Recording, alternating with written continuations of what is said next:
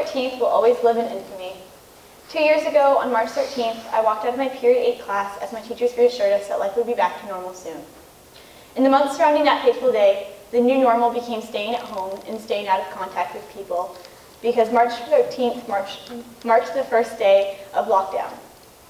At the time, I figured, like many, that being stuck at home during a global pandemic was as good a time as any to establish new norms. So for many months, I tried new hobbies. I baked muffins, I hiked mountains, I bullet journaled, I watercolored, I made popsicles, you name it, I tried it. But one hobby that my family and I were quick to pick up on during the lockdown was jigsaw puzzles. Although I had always enjoyed puzzling, it wasn't until we were stuck at home with nothing better to do that we really made a habit of doing puzzles together. Now as we progress out of the pandemic and resort back to our normal lives, I found that puzzles have become a new favorite pastime of ours. But why do I enjoy them so much? How have they helped me progress through a period of such stagnation?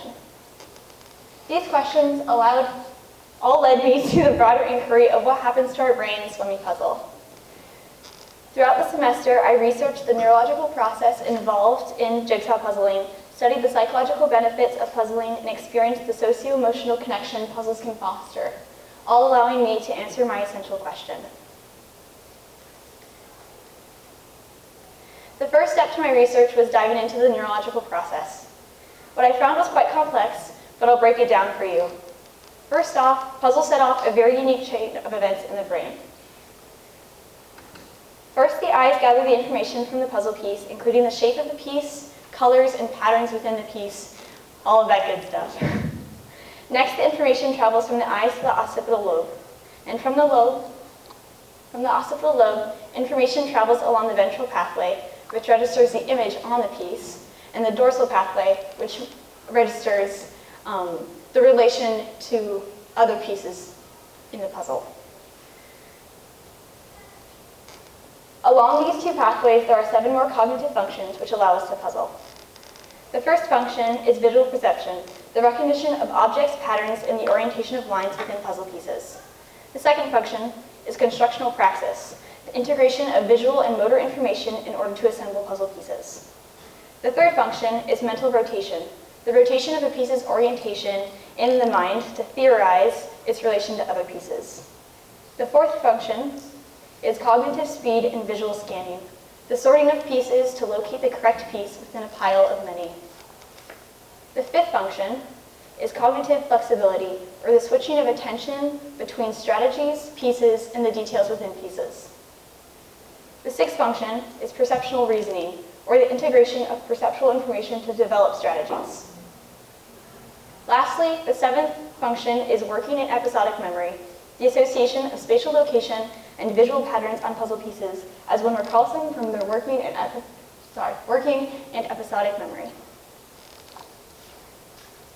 Now, I just threw a lot of big words and big ideas at you. I'm not sure how much of that you really registered because it took me a long time to figure out, but I realized from this research not only that it's a very impressive process, that in one brain mapping study, humans were able to pinpoint exactly what happens in every brain whenever anyone puzzles. However, from that information that I learned, I realized that there's much more to puzzling than just a brain exercise. Thus, I began my research into the psychological aspect of puzzling. Many articles I read regarding the psychological benefits puzzles can induce were published in the past 2 years, around the beginning of the pandemic, when the world saw one of the biggest booms in puzzle sales in history. Upon further investigation, I found that the puzzle craze in 2020 was remarkably similar to that of the 1930s, when jigsaw puzzles became one of America's favorite pastimes during the Great Depression. But why did so many people, including myself, enjoy doing puzzles during this time of stress and uncertainty? Well, my research showed that because solving a puzzle is just like solving one big problem, where all the pieces that compose it lie right before you, ready to be put back together again. One problem, with just one solution, awaits to be solved. In the midst of a global pandemic, or global economic depression, when people had a multitude of problems with a myriad of inconclusive and unsatisfying and indefinite solutions, the ability to refocus on just one problem, with one answer was satisfying and therapeutic. Knowing that with each piece you put down, you are one step closer to the solution, and in placing the last piece, the problem was resolved and ready to be put away. We didn't get that kind of closure or solution during our everyday lives during the pandemic, just as people didn't get that kind of closure or solution during the Great Depression. Life was uncertain, but jigsaw puzzles were conclusive, and that's why people enjoyed them so much. As a specialist at the University of Toronto summed up, puzzles give psychological order to the chaos we feel. When you solve the puzzle, life seems to work better. Now, during the pandemic, I didn't have this deep psychoanalysis of why puzzles were satisfying. I just liked doing them with my parents. And that's really what drove my interest in puzzles for my senior seminar project.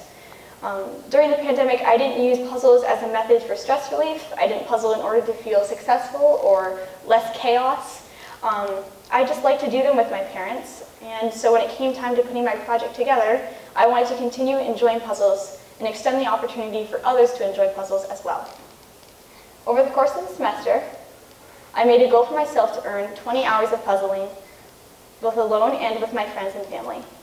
I also created the Peaceful Puzzle Club here at Bow High School, where anyone was welcome to come and help assemble a puzzle during our lunch period, 2 days a week, but oftentimes that was more because I had a lot of support and people enjoyed doing puzzles with me. Despite the semester ending, the Peaceful Puzzle Club is still booming with avid puzzlers, all of whom I'm super grateful for. So thank you guys, and thank you, Ms. Wu. And by the end of my project, I had the pleasure of puzzling with just about 30 different people and assembled 7,150 pieces, or 14 puzzles worth, in just over 21 hours. Although my puzzle club was originally created to help me earn puzzle hours and spread the joy of puzzling throughout my community, the time I spent with my puzzle club has taught me so much more about what puzzles can do for people. While my research taught me that puzzles are a great way to exercise the brain, alleviate stress, and feel successful in accomplishing a challenging task, my experience with puzzling my family and my club has taught me that puzzles are more than just uniting pieces. Puzzles unite people. And after so much time being apart during the COVID-19 pandemic, it is good to be reunited once again. And what I found from my time puzzling over the course of the semester is that there is something quite beautiful about having so many wonderful minds united over one puzzle, one problem, with all minds working together in both peace and harmony to find the solution, even if the problem for now is just a puzzle.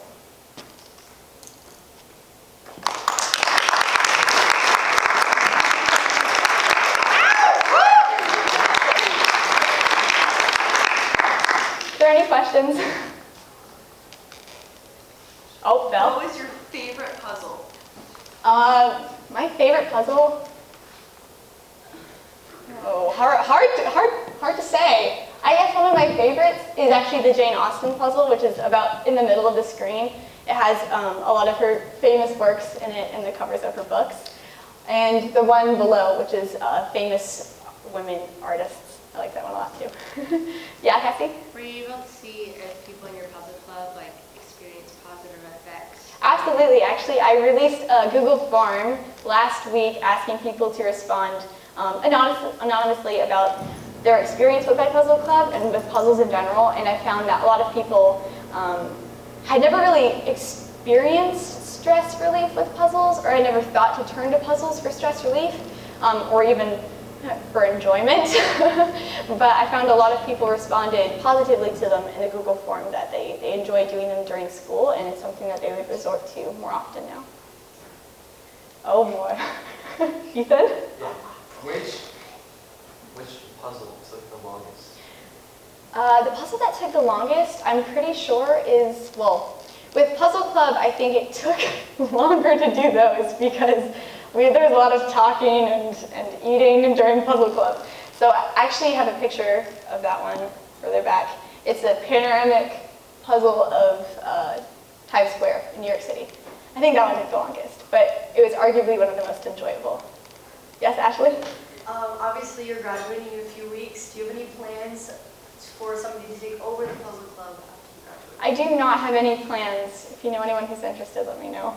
Maybe Miss Wu will still be running it next year. I don't know. But I actually had a lot of support from seniors in my club this year, so we'll see who's still there to take on next year. Thank you. Oh, yes? Do you put the edge together first, or do you start at Well, the thing is, usually when I puzzle with my parents, my mom tackles the edge, so I get to do the fun parts in the middle. But when it came to Puzzle Club, I found that most people wanted to start with the middle, so I had to do the edge with Miss Wu. So it's a toss-up. But thank you. Thank you so much.